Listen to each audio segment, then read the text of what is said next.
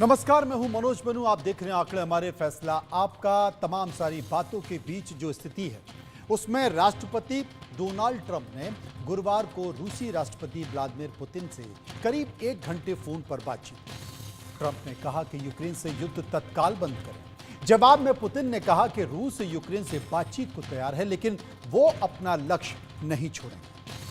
कुल मिलाकर बातचीत फेल हो गई और शांति प्रयासों को एक बड़ा झटका लगा।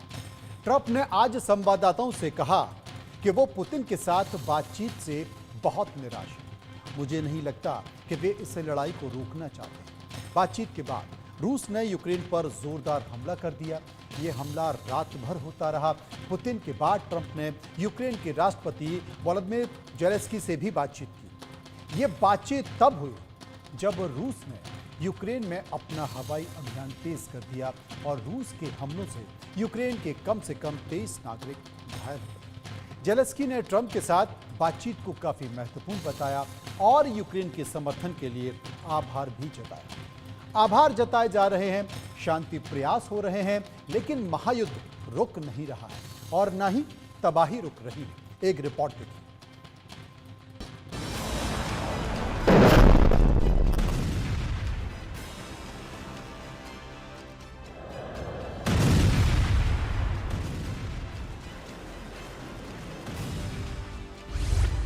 यूक्रेन पर बमों की बरसात। पुतिन ने नहीं मानी ट्रंप की बात। हर दिन भीषण हो रही जंग। अब ज़ेलेंस्की से बात करेंगे ट्रंप।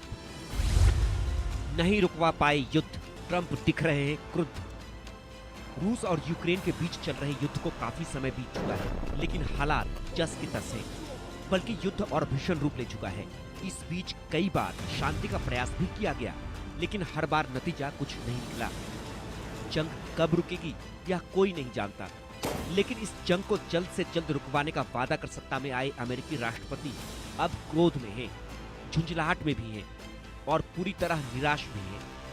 उन्होंने गुरुवार को पुतिन से जंग को लेकर 1 घंटे तक बात की, लेकिन शांति प्रयासों के बावजूद कोई हल नहीं निकला। अमेरिका के राष्ट्रपति डोनाल्ड ट्रंप ने मीडिया से बात करते हुए कहा कि रूस के राष्ट्रपति व्लादिमीर पुतिन से वो काफी निराश हैं और उन्हें लगता है कि पुतिन यूक्रेन में युद्ध नहीं रोकना चाहते हैं।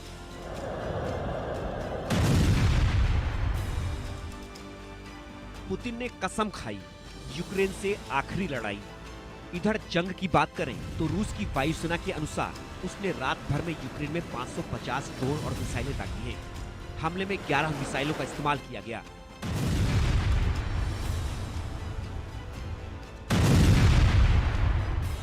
यह हमला अमेरिकी राष्ट्रपति डोनाल्ड ट्रंप के रूसी राष्ट्रपति व्लादिमीर पुतिन के साथ बातचीत करने और यूक्रेन को हथियारों की कुछ खेप रोकने के अमेरिका के फैसले के कुछ घंटों बाद हुआ।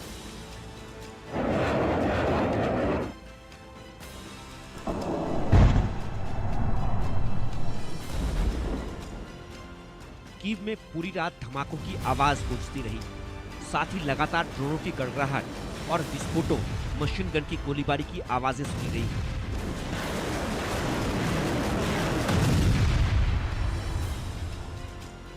यूक्रेनी सेना ने हवाई हमलों को रोकने की कोशिश की।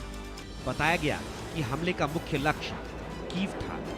यूक्रेन ने बताया कि इन हमलों में 23 लोग जख्मी हुए। इसके अलावा इमारतों को बड़ा नुकसान पहुंचा।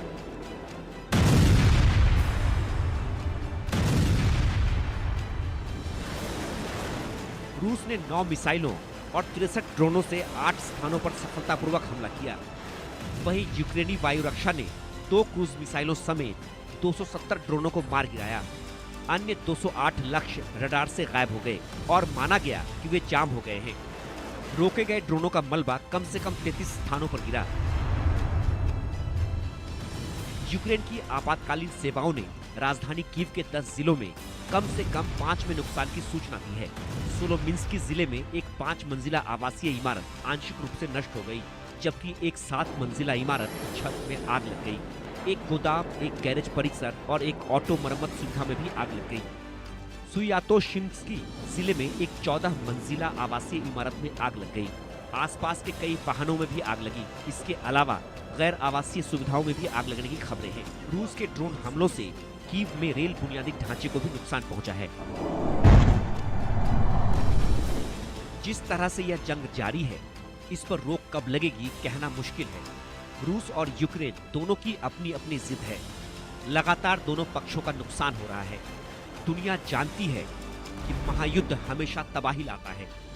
कूटनीतिक तरीकों से इससे बचने की कोशिशें की जाती हैं, लेकिन जब अहम टकराते हैं तो फिर सब नाश हो जाता है।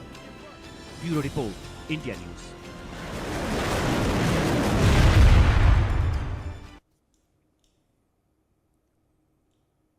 अब विस्तार से चर्चा करेंगे, समझने की कोशिश करेंगे, क्योंकि ट्रंप लगातार ये संकेत दे रहे हैं। आपको याद होगा कि जब ट्रंप अपना चुनाव प्रचार कर रहे थे, उस वक्त उन्होंने कहा था कि अगर वो अमेरिका के राष्ट्रपति